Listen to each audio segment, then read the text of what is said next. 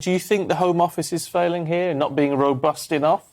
Yeah, I think it's not just me who thinks it's failing. I think all the experts, the former Immigration Minister for Australia, the Parliament itself, every year we have a select committee report on the Home Office and they tell us that it's not fit for purpose.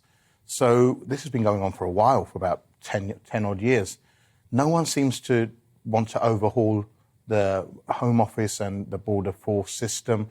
Instead, what we do is we paper over the cracks and hope that the same system or the same wall will uphold the building, when really we need to knock the wall down and build a new one. So this is nothing new, and now it's in a report, one of many reports, and you can see that even failing to fingerprint migrants when they arrive, that is the first thing that I've seen that happens and that should happen, to identify people and get their biometrics.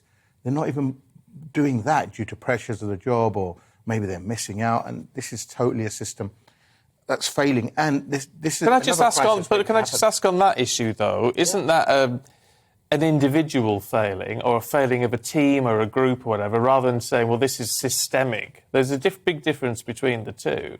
The individuals will tell you, look, that we haven't got the support staff around us, we haven't got the time, we've got X amount of jobs to do in one day, we just haven't got the manpower to do it. And ultimately that falls down to the manager or the owner of, say, if it was a business, where does the buck stop? So the buck, if you haven't got the facilities to do your job and you're asked to do too much, surely then it's down to your boss to provide all them facilities, instead of just blaming that one person and trying to fire them. So it is a problem that's systemic, and it needs to be dealt with at the highest level. And it hasn't been dealt with consistently. I mean, it's not as if this has only just started to happen. It's been happening for months and months, if not, well, probably years now, isn't it? Yeah. And it seems to me, and it must be, that information must be getting back to the people smugglers, to the people who just desperately want to come here, that if you keep trying, you will get into Britain and they won't take your biometrics, and at some point you'll be able to disappear into the crowd. Yeah, I mean, and it is easy to disappear into the crowd.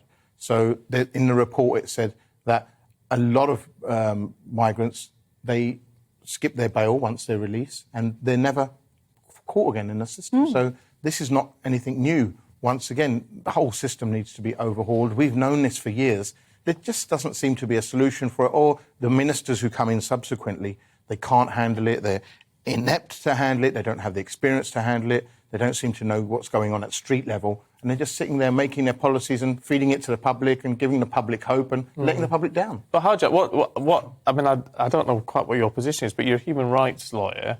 One would imagine you'd argue on the other side to an extent, but doesn't this indicate that immigration needs to be something, get a grip of it and slap down on it firmly? Totally. Any immigration lawyer will never say, OK, let's have unlimited immigration, let's open up all the borders. Every country has a right to control its borders. Everyone understands that. However, it's the way in which it's done, it's the system in which it's done. We can't just talk tough and in practice we're totally the opposite. This is what's happening here. And you're sort of telling the British public, don't worry, we're now secure because of X policy or because of the way we voted.